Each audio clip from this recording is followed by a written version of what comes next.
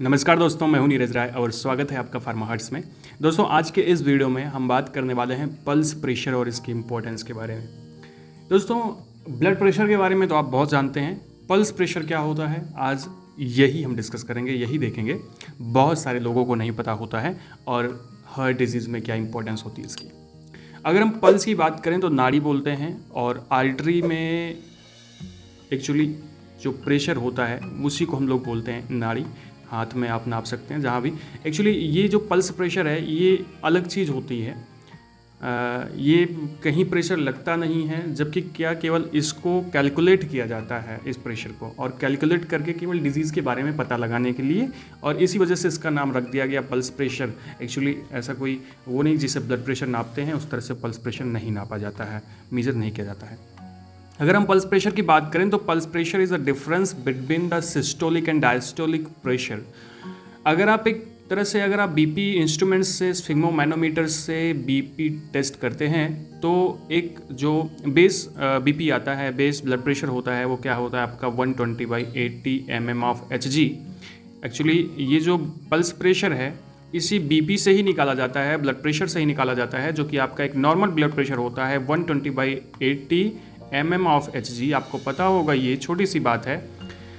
तो इसी को दोनों को, मतलब ये सिस्टोलिक प्रेशर होता है, ये डायस्टोलिक प्रेशर होता है। मैंने पहले भी आपको बताया है कि ये सिकुड़ने वाला प्रेशर, ये फैलने वाला प्रेशर, दोनों को एक में माइनस कर दो तो that is known as the pulse pressure. क्योंकि बीपी जो होता है वो mm ऑफ Hg में मापा जाता है। mm ऑफ Hg का मतलब क्या होता है कि एक पारे के स्तंभ से, मतलब ये सब तो मैं नहीं बताऊँगा आपको पता होगा, ये ऐसे ही समझ लीजिए एक मात्रक है। और तो सेम मात्रक, सेम जो पैरामीटर होगा वो पल्स प्रेशर के लिए भी होगा। कहने का मतलब 120 - 80 कर दोगे तो उतना जो आएगा, जो डिफरेंस आएगा वो पल्स प्रेशर होगा mm ऑफ Hg में। तो चलिए देख लेते हैं कि कैलकुलेशन क्या होता है इसका। कैलकुलेशन करने के लिए हम लोग क्या करते हैं कि pulse pressure equal to systolic pressure minus diastolic pressure. जैसे आप समझ लीजिए कि इधर हम लोग देखेंगे पल्स प्रेशर है और ये है डायस्टोलिक प्रेशर, ये है systolic pressure. Systolic pressure 120 mm of Hg है और ये 80 mm ऑफ Hg है। इसको माइनस कर दो तो 40 mm ऑफ Hg आ गया। तो अगर आपका ब्लड प्रेशर वेरी करेगा तो कन्फर्म है कि आपका पल्स प्रेशर भी वेरी करेगा। ठीक है, तो इस तरह से हम लोग निकालते हैं। क्या क्या कॉम्प्लिकेशंस हो सकती हैं अगर आपका पल्स प्रेशर ज़्यादा हो जाता है, मतलब what is the importance of the pulse pressure. तो पल्स प्रेशर के द्वारा ही जो बहुत सारे डॉक्टर्स होते हैं वो हार्ट रिस्क को प्रेडिक्ट करते हैं। हार्ट रिस्क के बारे में उन्हें पता चलता है पल्स प्रेशर के द्वारा। ठीक है, अगर आपका पल्स प्रेशर देखा गया और उसमें कुछ डिफरेंस है तो आपको हार्ट अटैक, स्ट्रोक, ये सब का खतरा हो सकता है और डॉक्टर्स इसके बारे में पता लगा सकते हैं। आपका जो पल्स प्रेशर है अगर 60 से ज़्यादा है, मतलब नॉर्मल 40 है, लेकिन अगर 60 से ज़्यादा है, 60 से कम है तो कोई दिक्कत नहीं, 60 से ज़्यादा है तो क्या होगा कि एक ओल्ड पर्सन में, मतलब ओल्ड एडल्ट जो है, ओल्डर एडल्ट जो है, उसके अंदर में कार्डियोवैस्कुलर डिजीज़ होने के चांसेस रहते हैं, ज़्यादा रहते हैं। ठीक है, उसमें रिस्क ज़्यादा रहता है। इसी तरह से अगर इंक्रीज़ हुआ है आपका पल्स प्रेशर तो और भी ये साइन हो सकता है एथेरोस्क्लेरोसिस का। एक्चुअली एथेरोस्क्लेरोसिस कहने का मतलब है कि आपके जो आर्टरीज़ हैं, एक्चुअली आर्टेरियो उनको हम बोलते हैं, आर्टेरियोस्क्लेरोसिस। आपकी जो आर्टरीज़ हैं उसमें स्टिफनेस आ गई है।